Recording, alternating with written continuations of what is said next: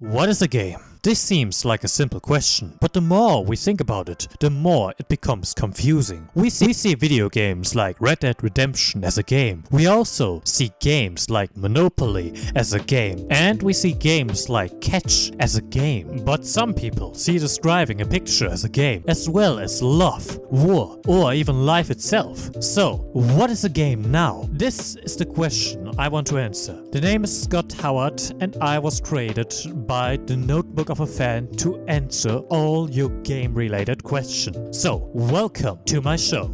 Games are something you see all around the world, but everywhere they got a different definition and a different origin. I mean, the Duden got 14 different definitions of what a game actually is. For example, in Germany, the German word for game is called Spielen, which is a combination of the old German word for dance, as well as an old German word for storytelling. While in England, it is divided into two definitions, play and game, but more on these definitions later. But even when a clear definition is found, it becomes complicated when different specialists from different fields, like psychologists and sociologists, comes into play, which is why a cultural historian called Johann Huizinga wrote a book called Homo Ludens in the year 1937, where some basic characteristic of the game is determined, as well as the importance of games, of how a culture is born. The first characteristic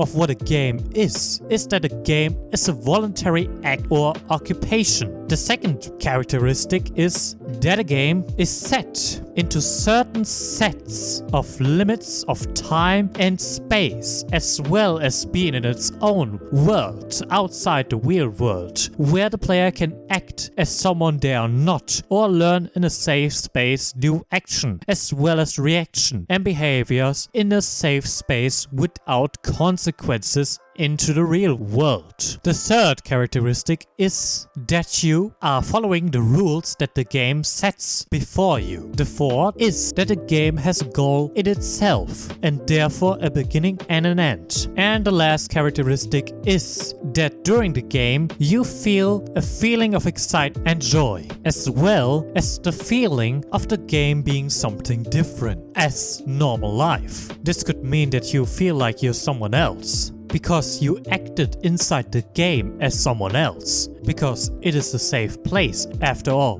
With these base definitions, we can see that games like Catch are in fact games. But 20 years later, described the French sociologist and philosopher Roger Callioris the game into four basic forms: argon, aka competition, alia, coincidence, elenix, rush, and mimicry, masking. In competition, it's all about how two teams or two people are facing each other in a match of skill. This means that everyone is set equally and everyone has the same chance of winning this game.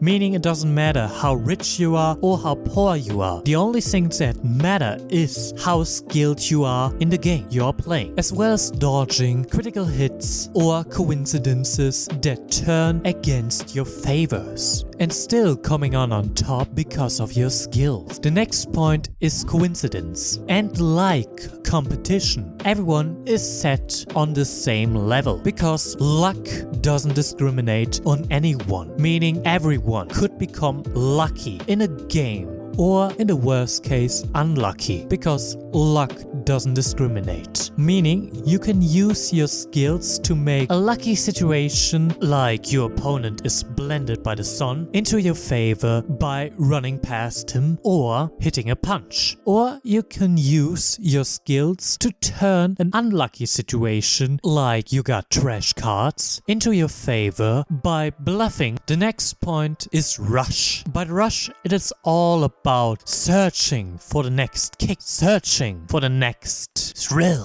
That means like jumping out a plane and feeling the adrenaline coursing through your body, feeling alive and feeling like God can suck a dick. because you are now the god of the winds and sky.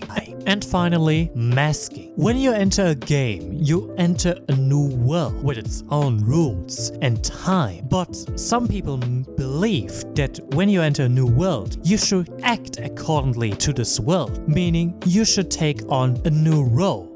Meaning when you are in a world of pirates, you should act like you are a pirate. When you are in a company game, you should act like you are the boss of this company. Even though when you are in real life, a homeless dude or something like this, I don't know. The most important thing is that the player itself believes that he is the CIO of this game company, or he believes he has good cards, even though he has shitty cards. But the player in front of them don't need to know this, am I right? And now let's come to the last part, because Roger Calaioris divided games into two different categories once again. The first form is called Paida, which means children or free. Paida is a form of game where the player is completely free and can do whatever he wants in the game. He can tell his own story and can create his own world.